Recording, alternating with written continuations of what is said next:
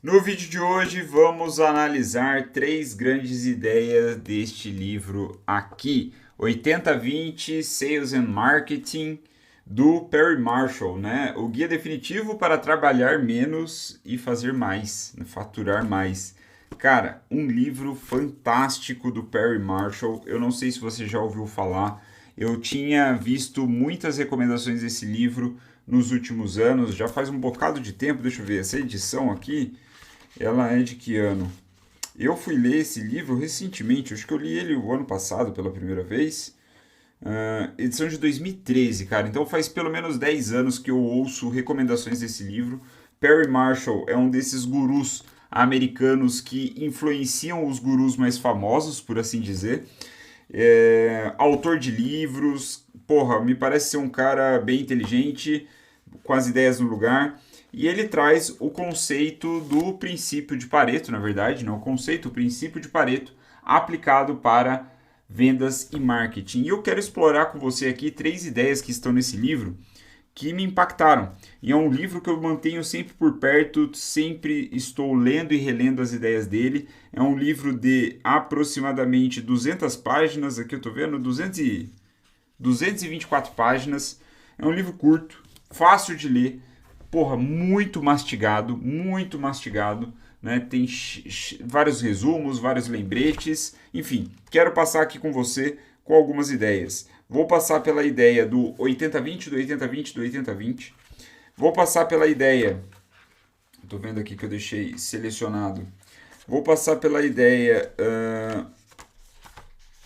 das 7 regras do vendedor profissional 80-20, né, aqui numa tradução livre. E também vou passar com você pelo poder dos 5 desqualificadores, né? O poder dos desqualificadores. Fique comigo, vai valer a pena. Você vai tirar muitos insights. Esse livro, ele não está entre os queridinhos. Você não vê a turma que recomenda livro de marketing falando muito dele, mas vale a pena, certo? Então, na primeira ideia, simples, do 80-20, do 80-20, do 80-20, do 80-20, o que o Perry Marshall está querendo dizer? Ele está querendo dizer que parte, né, para começar, qual que é a ideia do princípio de Pareto, grosso modo? Significa que 20% dos esforços geram 80% dos resultados. Então, numa campanha de marketing, por exemplo, ou imaginando que você está aquecendo o seu perfil para um lançamento, 20% dos conteúdos que você publica trarão 80% dos resultados. Curiosamente, no vídeo que eu publiquei nesta semana, na segunda-feira, onde eu mostro que eu alcancei mais de 3 milhões de pessoas nos últimos 28 dias, se a gente fizer a conta, 20% dos posts trouxeram 80% dos resultados. Então, assim, é impressionante. O negócio funciona. É um princípio, né, que está nos grandes números, está em todo lugar, nos negócios, nas vendas, no marketing. Cara, uma vez que você tem esse olhar analítico e passe a ver, né, essa questão de causa e efeito, é impressionante, né? É claro que o 80-20, é bom dizer, ele é mais um princípio norteador, né? Nunca ou melhor, nem sempre é preciso desta forma. 20% dos esforços geram 80% dos resultados. Às vezes é 15% dos esforços geram 80% dos resultados. Às vezes é 15% dos esforços geram 90% dos resultados. Então, essa proporção ela pode variar um pouquinho, mas a ideia é que uma quantidade muito inferior de ações geram a uma quantidade muito superior dos resultados, né? Essa é a magnitude. Poucas ações, muitos resultados. Então, a ideia que o Perry traz aqui logo no início do livro é não parar no 80-20. É você ir no 80-20 do 80-20. Não é? Então, se você faz, vamos dizer assim, se 100 conteúdos geram, 100 conteúdos que você publica, 20 deles vão gerar 80% dos resultados, vai ter 20% do 20% vai gerar, então, quanto que é? 64% dos resultados. Né? Então, o que ele quer dizer? Existe ainda um número ainda menor de ações que você deve fazer, que beleza, você não vai conseguir os 80%, mas você vai conseguir ainda um número muito relevante por um número de ações muito pequeno. né? Então a ideia é você ir buscando esses 80-20, né? Ele traz aqui, ó, né? O 80-20 é apenas a ponta do iceberg. O real poder do 80-20 está, né, ele está trazendo um exemplo aqui, está, né, no fato de que 80% das estradas da sua cidade only look at the top 20%. Eu não sei o que ele está falando aqui. Vamos ver. O 80-20 vai se aplicar. Então, 80% do 80% do tráfego acontece em 20% dos 20% das estradas. Então, ele está trazendo os exemplos, né, de tráfego nas estradas. Então, isso significa que 64% dos motoristas viajam em 4% das estradas. Esse é o 80-20 elevado ao quadrado, né, como ele coloca aqui, ao quadrado. Então, esse é o ponto, né? Quando você faz o 80-20 do 80-20, você tem 4% das ações, 4% das atividades resultam em 64% dos resultados, das consequências. Então, olhando de outra forma, se eu for analisar ali os meus números, possivelmente eu vou ver uma proporção como essa, né? E de fato, eu acho que foi o que aconteceu. Se 20% dos meus posts trouxeram 80% dos resultados, se eu analisar, eu vou ver que 4% dos meus posts trouxeram 64% dos resultados. E eu acho que foi isso mesmo, né? Eu acho que foi isso mesmo. Eu fiz 14 posts, se eu pegar 4%, arredondando vai dar 1. Um post que eu fiz, ele pegou 50%. Né? Então, assim, é uma proporção descabida. E isso é muito interessante, porque uma vez que você sabe disso e sabe que esse princípio se aplica, você passa a analisar outras situações com essa ótica. Você passa a antecipar esse tipo de comportamento. Ele vai explorando isso ao longo do livro, né?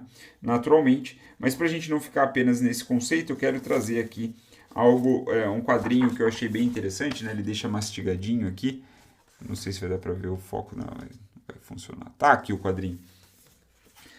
Que ele traz aqui como as regras cardeais, 7 regras cardeais para o vendedor Pro 80-20. Ele diz que é o seguinte: primeiro, regra número 1, nunca faça cold call, nunca. Você deve vender apenas para leads quentes. Olha só que interessante. Perry Marshall falando, entendeu? Por quê? Isso é o breve parênteses. Ele traz um outro conceito que eu não tinha separado aqui, mas que é muito interessante, que ele chama de rack the shotgun, né? Aí ele conta uma história do porquê essa expressão, mas é basicamente você chacoalhar a árvore e ver qual fruta que cai.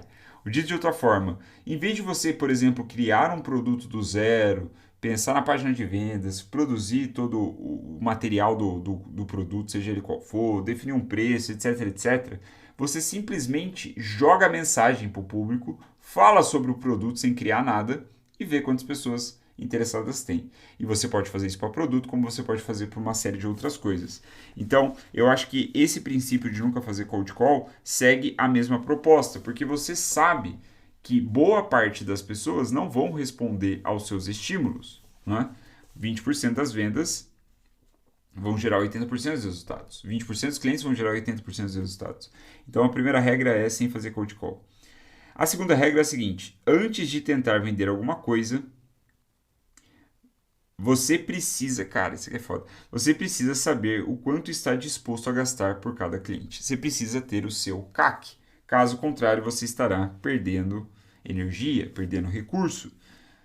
Terceira regra: um prospect, né, ou um lead que encontra você primeiro está mais inclinado a comprar do que se você encontrá-lo primeiro. Cara, isso aqui também é outra coisa, puta, é impressionante, é impressionante. Eu vejo isso na prática, né? Então, assim, se um cliente vem até mim procurando mentoria, a chance dele comprar é muito mais alta do que se eu fizer uma prospecção, mesmo que morna, uma prospecção quente, e oferecer mentoria para ele. E geralmente, quando eu, né, das vezes que eu fiz e deu certo, a mentoria não foi tão boa. a mentoria não foi tão boa, o cara não estava tão engajado, apesar de ter comprado, apesar de ter pago. Eu não sei se você tem uma experiência similar. Se tiver, me conta aí. Se for o contrário, também me conta. O ponto é que ele coloca aqui na terceira regra, né? Um prospect ou um lead, sei lá, que encontra você primeiro, está mais inclinado a comprar do que se você encontrá-lo primeiro. Você vai aumentar consideravelmente a sua credibilidade como vendedor ao produzir livros, né? Escrever livros, publicar livros, dar palestras e publicar informações de qualidade. Basicamente, criação de conteúdo. Ele fala a quinta regra: gere leads com informações sobre resolução de problemas, não informações sobre o próprio produto. Marketing de conteúdo também, introdutório aqui, básico, né? Você cria conteúdo sobre os problemas que você resolve, o seu produto resolve, e não sobre o seu produto e o seu serviço especificamente. Perfeito. Regra número 6. Isso aqui é do caralho.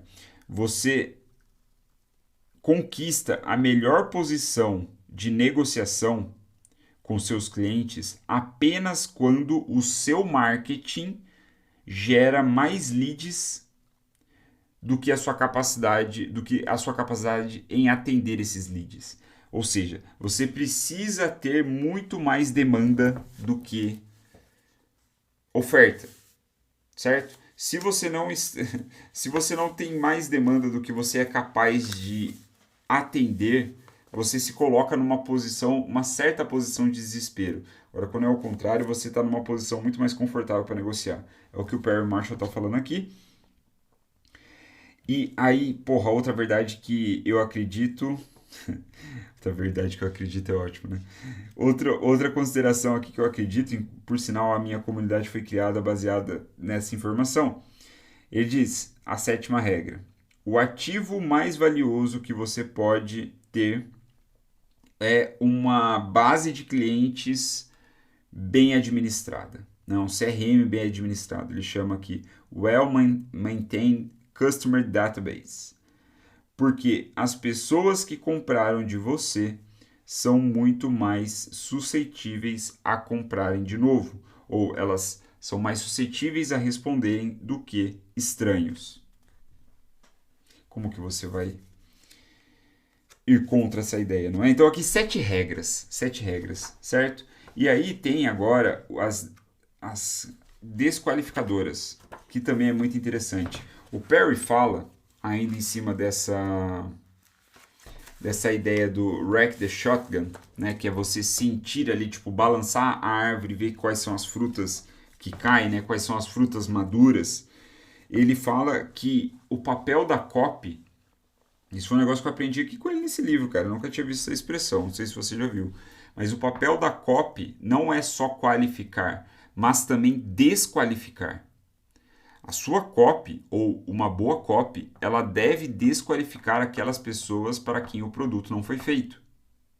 Dessa forma, você ganha eficiência. Dessa forma, você também comunica mais especificamente com aqueles que devem comprar o produto, né?